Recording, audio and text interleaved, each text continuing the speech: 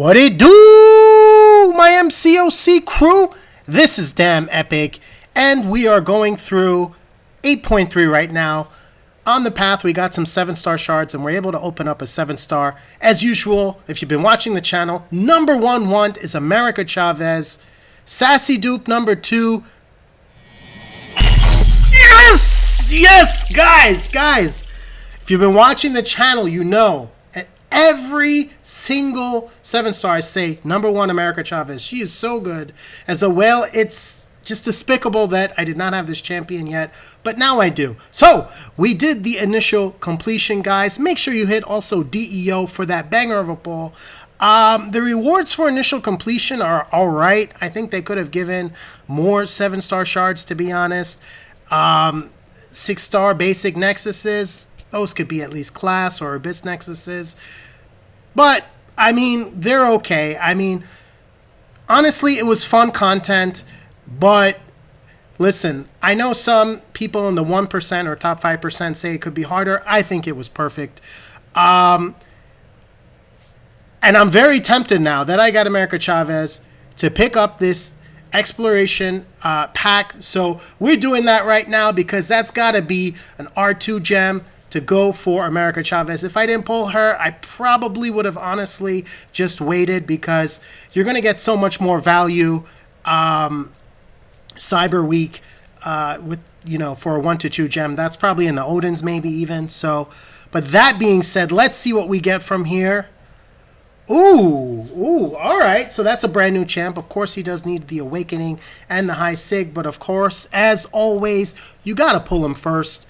That's the first part of the equation. So welcome to the roster, buddy. I am very, very happy about that. But in terms of those who wish that Act 8.3 were a little harder, maybe Kabam could have like a little bit of a switch that puts it on expert mode if you want to do everything with a little bit more oomph to it, and then they just reward you like a cool profile photo or something like that, maybe some Titan shards, a Titan crystal or something like that. So it's not like absolutely necessary to do, and you don't get like super ahead, but you feel a little bit of a challenge. So Kabam, that's something if you want to look into, that's good. The exploration rewards are definitely a lot juicier, but again, the 3 to 4 generic is, I mean, look, it's something, but I think that should have been 4 to 5, but it is what it is. We're just going for the max SIGs here to see if we can also build up to another 7-star crystal. Guys, make sure you subscribe because, not to spoil anything, but your boy finished Masters.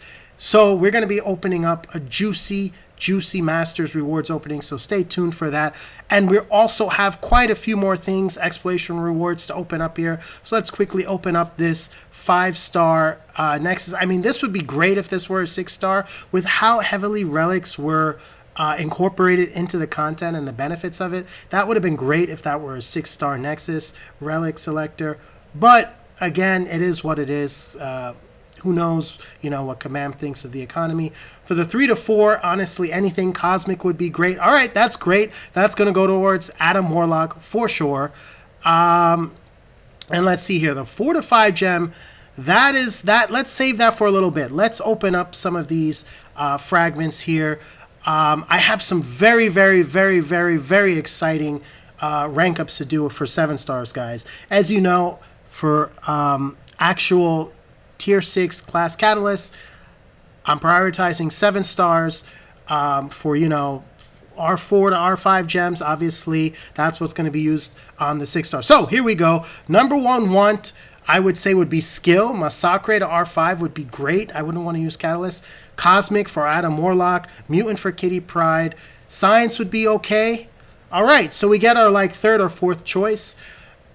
Guys, science is an absolute, probably the strongest class, so you can't go wrong with that. Let's quickly hop over to what my catalyst situation is looking like. So my science catalysts are extremely low, so that's actually, now that I think about it, a pretty good pull. But again, I would not be using any of these tier 6 class catalysts on my 6 stars anymore. So let's quickly look at the science roster. So this is currently the science roster, and let's quickly click over to the R5s. So just 4 science R5s, but here are the R4s, and there are some bangers here. Scorpion just jumps out at me as number 1. Sandman could have been another one, but then I heard his buff kind of got tuned down. I don't know. So we got to see what happens with that. Of course, I have Joe Fixit and Titania as 7 stars, rank 2 already, so they're out. Cassie would be a cool choice, but honestly, I'm stuck between Scorpion and Human Torch. I know Scorpion is the more versatile champion. Let me know in the comments who you guys would pick between the two, or actually even out of all of them. But you know what? I might even lean closer towards Human Torch because I feel there are going to be more people with an R5 Scorpion than people with an R5 Human Torch. So let me know in the comments what you think of that.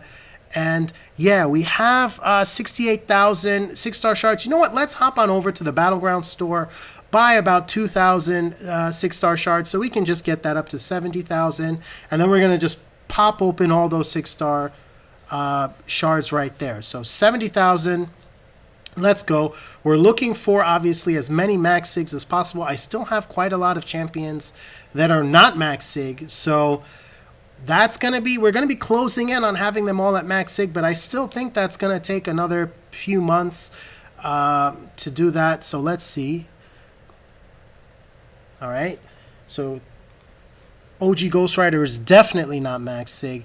And as those like signature 6-star stone crystal, I can't even talk. I'm so excited. Those 6-star signature stone deals come in. They had $10 for 50. I picked up all of those.